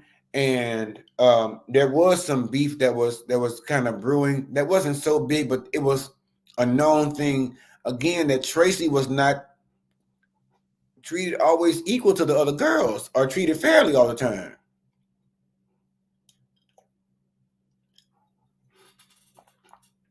And then I think, of course, we all know that Tracy was one of the main ones that was out of the group because she became pregnant first, I believe. You know, she became pregnant first with Childs, and she wasn't able to continue on. I mean, but at the end of the day, Toni Braxton still took the lead and left the rest of them bitches in the dust anyway. So, you know, I think honestly during that time he was probably frowned upon because he had actually impregnated Tracy during a time to where they figured their career was supposed to be really taking off as the Braxtons. And I think Toni needs to count herself lucky to be shit, this fucking camera got me all found herself lucky to be one of those girls to be an icon because, you know, I consider her to be well, at the time a new age Anita Baker. I compare her to Anita Baker. She's a new age Anita Baker. Now, whether you agree with me or not, that's fine. Either way, but I mean, you can't sit up and tell me you don't find similarities between the two. Boy, this do say show is working on me. Listen, I'm going to eat some more catfish after this shit and some more macaroni. Mm-hmm. I had planned on using it for lunch tomorrow at work, but that shit ain't gonna make it to no job. I'm fucking gonna be eating some from Salate tomorrow down to the 9 to 5. Or some kind of salad. But child, I hadn't got thrown all the way off on what the fuck I was supposed to be doing. I forgot what I was even here for the job. I done got but I do believe that it's a known issue that there is a problem or there was a problem with the family dynamic between Tracy and the girls. I mean, there's a problem with the whole family dynamic all the way around. I mean, fuck. They thought Spirit was gonna help them with grief counseling. There is no counseling that these motherfuckers have ever been to that works for them. They went to they have been swallowed up by TD Jakes. They done been down there counseled by him, and he done told them that y'all should be ashamed. You know, y'all act like some fools. Other folk don't have the kind of shit that y'all have, the opportunities or the lifestyle, and y'all really don't. He told them that they're ungrateful, is what he called them. Ungrateful. And that's what they act like the whole while, ungrateful. And so Iyanla Van Zant couldn't even fix their life. I mean, TD Jakes, you know, he was managing to swallow a whole lot of shit up, you know, allegedly, according to the people with the Padiddy thing, you know, he was being swallowed up and had a thong on and all kind of shit up under his choir robe or his bishop. You know, he was being bishopness instead of bishopness and all this stuff that he learned he was able to accomplish over there with them freaky ass folk, but he couldn't even get the Braxtons to get their life together, allegedly. Iyanla fixed a whole lot of lives. Couldn't fuck with these. Matter of fact, shortly after them, she retired. That just lets you know how difficult these motherfuckers have been with one another and other professionals. So I don't see Spirit really getting nowhere with this shit. I really don't.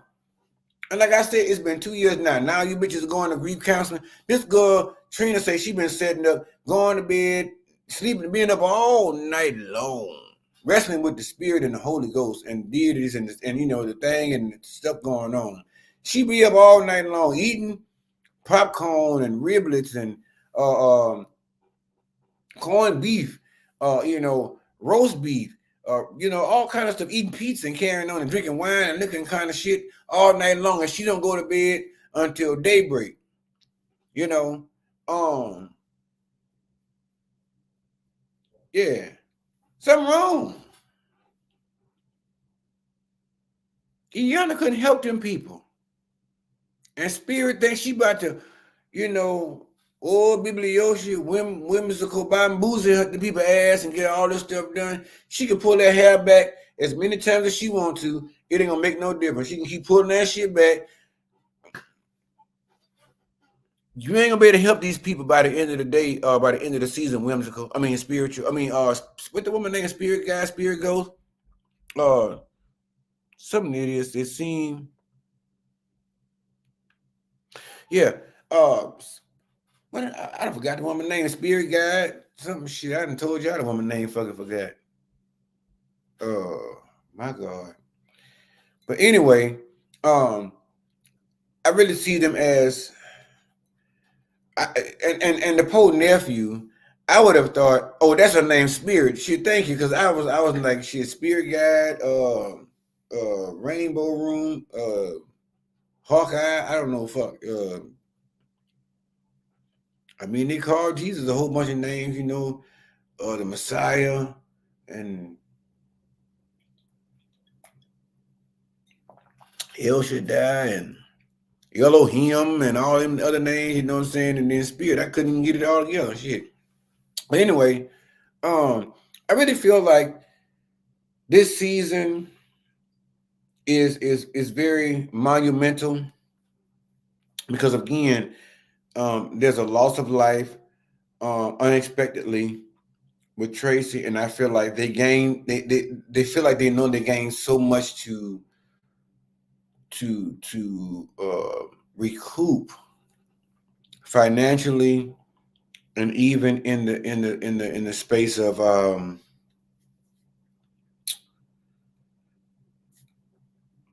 empathy. That we're giving them grace on a lot of things because and sympathy, and who loves nobody loves sympathy more than Tamar, right? But the fact that you're having your sister, which we all came to love and adore Tracy on the show, during their years of touring, when they were the doo-wop pop girls for Tony Braxton, we all came to love and adore all of them. And Tracy being one of the main ones. If you watch Trina over there when she went to go visit Tokyo Tony, and Tokyo Tony put that multicolored wig on Trina's head when she went to come pick up a girl, and when she opened her eyes and looked at it, the one thing came to mind that Tokyo Tony wanted to remind her of was her sister Tracy, because she was like, Tracy would have rocked this. Y'all know Tracy used to wear them old crazy ass color wigs and shit. She used to wear them Candy Birds wigs, them 27 piece pixie bird cut, them fucking with that bird, that toucan Sam bird, the same color his beak. They wear them same kind of hairstyles. Y'all know Tracy would rock that shit, different color, multiple colors. She didn't give a fuck. And the way she did it, it gave such grace to a ghetto chick. You know what I'm saying? It gave ghetto hood rich, but classic ghetto hood rich. The way Tracy used to do this shit. Especially once they got a few seasons in and she would wear, them shaking goals and shit like that. Them pineapple rainbow shaking goals out the bag when you shake them bitches out.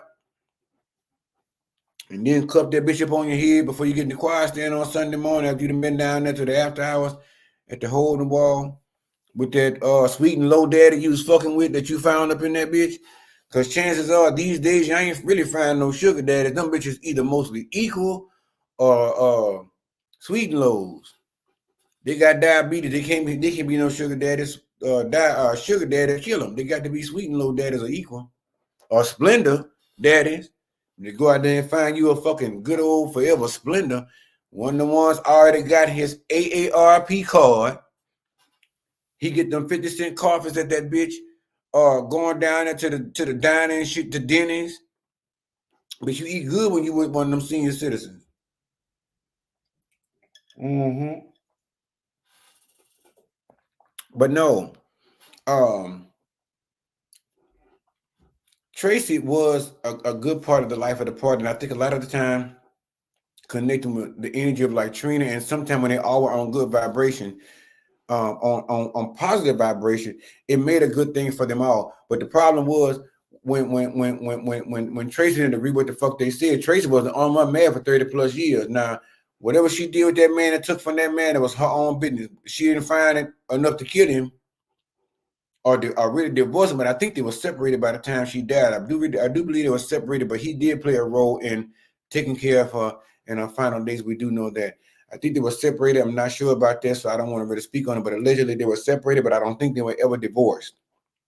But I feel like the aunties need to do a lot more to get over there and take care of little Kev and do what needs to be done. And I think Miss Evelyn need to take her motherfucking ass over there and show them girls what a real woman looks like, not just aesthetically, and sometimes the grace and stuff like that she exudes and stuff like that. If you're gonna do it all the way and be that church lady and stop praying. Because one of the things I'm tired of Miss Evelyn saying, for God's sakes, that drives me the fuck crazy. I'm like, find something else to say. It's like Karen Clark Sheard keep talking about the second chance. Now listen, I'm glad the Lord kept Karen Clark Sheard around, but I'm tired of hearing about that second chance. He done did something else for you now. Shit. In the last 20, 30 years, they gave you that second chance. Find something else to thank him for. Especially before the people, because we tired of hearing that same shit. So I know Miss Evelyn need to go ahead and actually really exemplify what a real woman looks like, and go ahead and forgive that man for running off and sleeping with that woman and get them other children and carrying on. Just forgive him and get it over with and stop being such a mean old church bitch. It don't make no sense to be like that. It's the mean old church bitches that be acting like that. And now there's a difference: mean church ladies and mean old church bitches. Now you know who you ladies are, and you know who you mean church bitches are too. Mm-hmm. And Miss Evelyn just needs to go ahead and show those girls, because I think that's why they fight a lot, and there's a lot of animosity. Like Tony said, they've never been given the opportunity to actually just be their individual selves, because they're always depending on each other for something. They haven't been able to be there for their families, their husbands, and their children like they should, because they're always trying to have that niche as siblings. It's good to have that. And I think it's necessary as siblings to always leave that room to be able to comfort each other or be able to come to each other with different things and get that reassurance that you need from your sibling. I think that is always a tight knit, because that ensures that the next generation will be the same, because that means that if you have any children, chances are you're incorporating them, and then you're teaching them how to coexist as siblings or cousins or whatever have you, and what a good healthy relationship looks like between siblings. Miss Evelyn needs to exemplify that, if nothing else, for God's sakes, if it's nothing else, to make sure that the girls actually get to see that, and that it's okay to accept um, imperfections. Because I feel like those girls think that in being imperfect is a big thing, because y'all remember at once upon a time they'd be fighting and talking about when one get fat and all that shit, because Tracy was one of the ones they dogged the fuck out of Tracy for being a heavy girl at once upon a time. But when then she had to go back and lose all that weight, she came back looking better than all them bitches, including Tony and Tamar. So I think it's a thing of Miss Evelyn showing those girls, because as a woman, and you having that many girls, you have to teach them that, of course, you want to be a strong woman, but sometimes a strong woman can be hurt. It don't matter how strong of a woman you are, you can always manage to be hurt. Yeah, Miss Evelyn, ever since that man run off and left her and start eating that other lady's charcuterie and carrying on and start jiggling that other lady up in her charcuterie and making them babies, Miss Evelyn has just been a bitter church bitch. And Miss Evelyn is a pretty old lady, but she's been a bitter church bitch. Her ways are ugly sometimes. And I feel as though, again, just because you are beautiful and just because you are strong, there's battlefields and tankers and things like that that are actually meant for war. I think women are meant for battle because women have always had to battle something in life. And I think women are meant for battle. Unfortunately, I think we all are. But the thing about it is, it's actually letting down that guard and admitting that part of being a woman or part of being a human being is, yes, you represent and it exemplifies strong. But at some point, when you're strong, being hit with so many things in life, at some point, you're going to have to take a toll. It's going to take a toll on you, and you're going to need some resting time because being wounded hurts. I don't give a fuck how strong you are. You be strong as you want. There's gonna be something in life that's going to wound you and hurt your motherfucking ass, and you got to go somewhere and you got to go, heal. But in the situation or the light of this, raising all these girls, you have to show them that being strong, being a woman, those are all phenomenal things. But you have to take the good with the bad and discuss them both and let them both be understood that at the end of the day, you are going to get hurt by something in life. And it's not it, it's all about the recovery. It's always all about the recovery. So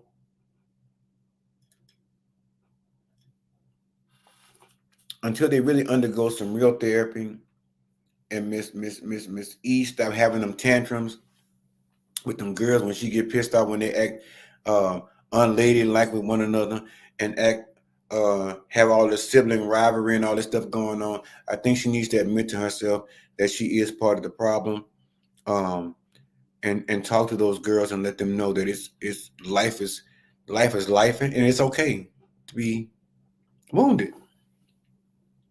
And just apologize, just take your time to heal and then move on to the next stages of life because life is gonna keep coming no matter what. And have they not learned that all this other shit and being upset with one another, that your life is not meant to be like it was during the days of Methuselah and all them, 900 and something years old, 1,000 years old. It's not that anymore. The ways of life with all this worry and constant stuff going on, a lot of us are living short. I ain't wishing that upon my life because that'll never be. But some people, you just never know when your time is going to be plucked from that garden of life. You never know when that flower will be plucked from that garden of life and when it's going to be over. So at the end of the day, it's always good to make sure to learn some life's lessons and make sure to try and teach those life lessons to someone else. And with that, y'all, I'm gonna go ahead and get my bald headed ass out of here. I'm gonna eat some more of this catfish, drink some more of this drink. I ain't doing no homework tonight. So I'm probably gonna do that tomorrow, but get ready for work in the morning. But thank you guys so much for joining me again. If you like what you heard, you like what you saw, I ain't all that dressed up. Cause look, I can't even figure out which way the fucking camera making this. Look at this side here. So listen, I ain't suited and booted from down to the church. I'm not your average usher or your deacon or whatever. But if you're feeling it in your heart, again, the Cash App is floating across the screen. Go ahead, donate so I can pay this Discover card bill for all this equipment I went bought. But more importantly, please make sure to tune in Sunday nights at 7:15 p.m. Cocktails with AJjaered. I need you to bring your cocktails, your weed, your crack pipe, whatever it is you fuck with. And make sure to subscribe to the channel so that when I go live, just in case you forget, you get the message. You get the message. And share this live. Share these videos with another cousin, another friend. Okay? Because y'all with the bullshit. And real quick, just a word of inspiration for those of you who are so worried about doing a YouTube channel, being out here before the people. The bottom line is, I always tell y'all, I don't know listen, I have sort of different beliefs, but I do believe that for your gifts, room will be made. They'll make room for your gifts all the time. There's always going to be somebody that's going to love you. There's always going to be somebody that wants to hear you speak. There's always going to be somebody that loves what you do, how you do it, and just love you as a person and who you are and what you do. But the only thing is, you can't find that out if you don't put yourself out here. Like I say all the time, a lot of y'all hit me up in my DMs. I'm at work. I'm over here lamping my house. I'm over here trying to have a little personal life, and I don't mind y'all hit me up. Oh, what I need to do, yada yada yada. I love some tips and all this different stuff. I'm so afraid to get out there and put myself out there. I don't know where to start or what to do. Turn that camera on, and the rest will make history. Just start. You have to start somewhere, and you have to be confident enough in yourself to know that you are already a star. You're gonna make it. And if nothing else, you will find out, well, maybe that's just not your niche, or you'll find out what it is you should be doing on camera, because everybody has something that that the world should see as a talent, right? So if commentary is not your thing, you'll find out quickly. If sewing is not your thing on camera, that's not your thing, you'll find out quickly. If cooking, you have to find your niche. You know your talent. You know what your God-given talent is. You know what it is that you're here to do. It's only about you sharing and not being ashamed or scared of sharing your talent. So you have to believe in yourself. I'll be your supporter. Just send me a link. But you have to be your biggest supporter. That's the thing people don't understand. Once you become your biggest supporter, other people will recognize that energy, and you understand that you're confident, or build that confidence. But you have to start somewhere. So for all of you that are sending me these DMs and messages and my emails on the AJjaeredproduction@gmail.com, a lot of y'all sending me stuff like, where should I go? What should I do? I don't know. I'm just following a path. I'm just getting on here doing it and praying that it works. So right where y'all dinging on this Cash App, it must be working. It ain't been no more than like 30 people up in here, in and out. But apparently, y'all, I don't know what's going on. But at the end of the day, start something so something can be started. I'm going to just leave y'all with that. Now, wasn't that a word? Now, go on past the collection plate down there to that Cash App, AJjaered Production. But anyway, I love you guys so much. Make sure to always, first and foremost, love on yourself first, and love on others who choose to love on you in the same in return. Because like I always tell y'all, I'm never going to not say it. We ain't got time for no laying, y'all. All right. So listen, thank you guys for joining me tonight. I love you guys so much. You guys have a great night, and I'll see you next week right here at 7:15 p.m. on Sunday. Love you guys.